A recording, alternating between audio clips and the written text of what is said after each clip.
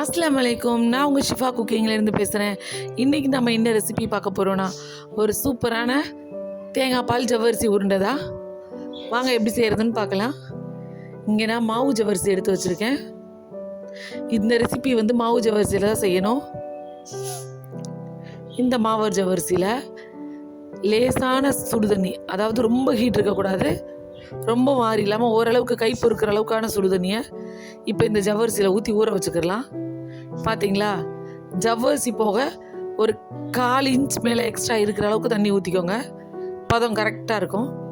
இப்போ ஒரு 1 மணி நேரம் நல்லா ஊறிடுச்சு. இப்போ ஜவ்வரிசியில் ஒரு 1/2 ஸ்பூன் உப்பு சேர்த்து நல்லா பிசைஞ்சு விட்டுருங்க. தண்ணிலாம் திரும்ப எதுவும் சேர்க்க தேவையில்லை, முதல்ல சேர்த்ததே தண்ணி போதும். நல்லா பிசைஞ்சு விட்டுட்டு திரும்ப ஒரு 1/2 மணி நேரத்துலேருந்து 1 மணி நேரம் நல்லா ஊற விட்டுருங்க. இப்போ தேங்காயை இந்த மேலே இருக்க கருப்பு எல்லாத்தையும் எடுத்துகிட்டு இந்த மாதிரி எடுத்து வச்சுருக்கேன். இப்போ இதை மிக்சியில் போட்டு கரகரப்பாக நுணுக்கி எடுத்துக்கிடலாம். பார்த்தீங்களா, கரகரப்பாக துருவி எடுத்துருக்கேன். இதில் ஒரு 3 ஸ்பூன் சர்க்கரை சேர்த்துக்கிறேன். உங்களுக்கு சர்க்கரை இன்னும் கொஞ்சம் ஜாஸ்தியாக சாப்பிடும், நல்லா இனிப்பாக பிடிக்கும் அப்படின்னா நீங்கள் எக்ஸ்ட்ரா 1 ஸ்பூன் சேர்த்துக்கோங்க. எல்லாத்தையும் நல்லா மிக்ஸ் பண்ணி விட்டுட்டேன். இப்போ நம்மளோட பூர்ணம் ரெடி ஆயிடுச்சு.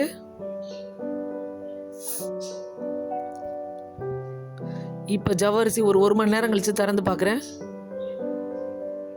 பார்த்தீங்களா, நல்லா டைட்டாக எப்படி ஊறிடுச்சுன்னு. இதுதான் கரெக்டான பக்குவம். இந்த பக்குவத்தில் இருந்தால் கரெக்டாக இருக்கும். இப்போ நம்ம ஜவ்வரிசியை நல்லா பிணைஞ்சு விட்டுக்கலாம்.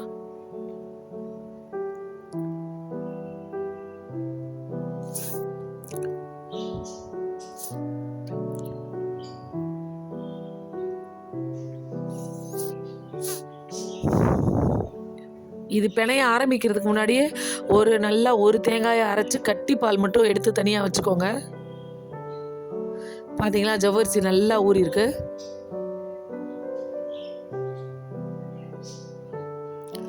இப்போ இந்த மாதிரி ஒரு பால் மாதிரி எடுத்து நல்லா கொஞ்சம் பெரிய சைஸாக எடுத்துக்கோங்க.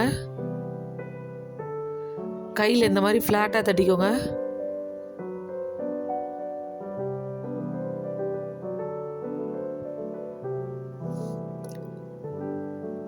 நல்லா ஃப்ளாட்டாக தட்டிட்டு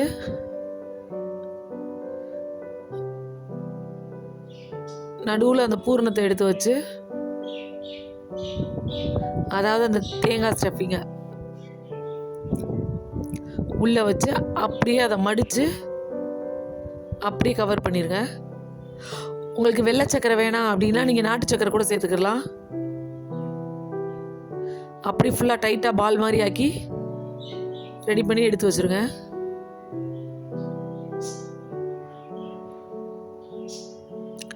உங்களோட தண்ணி கரெக்டாக இருந்து உங்களோட ஜவ்வரிசி கரெக்டாக ஊறி இருந்துச்சுன்னா ரொம்ப அழகாகவே பால் பிடிக்க வரும். பாருங்க, மறுபடியும் பண்ணி காமிக்கிறேன். கையில் வச்சு நல்லா ஃப்ளாட்டாக தட்டிட்டு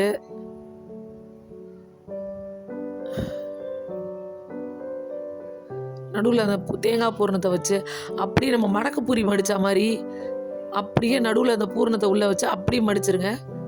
மடிச்சுட்டு அதுக்கப்புறம் அதை ரவுண்ட் ஷேப்பில் மாற்றிடுங்க. பார்த்தீங்களா, அவ்வளோதான். இதே மாதிரி எல்லா உருண்டையும் ரெடி பண்ணி வச்சுருங்க.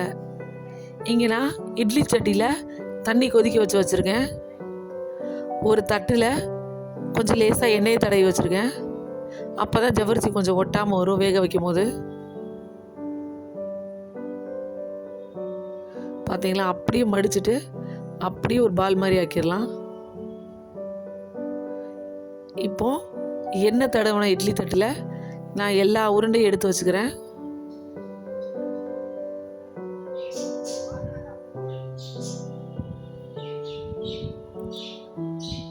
பார்த்தீங்களா, இட்லி தட்டில் எண்ணெய் கொதிச்சுக்கிட்டு இருக்கு. இட்லி சட்டியில்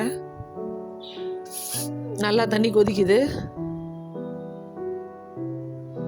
கொதிக்கிற தண்ணி மேலே வச்சாச்சு. இப்போ மூடி வச்சிடலாம். இப்போ நம்மளோட ஜவ்வரிசி வெந்துருச்சான்னு பார்க்கலாம்.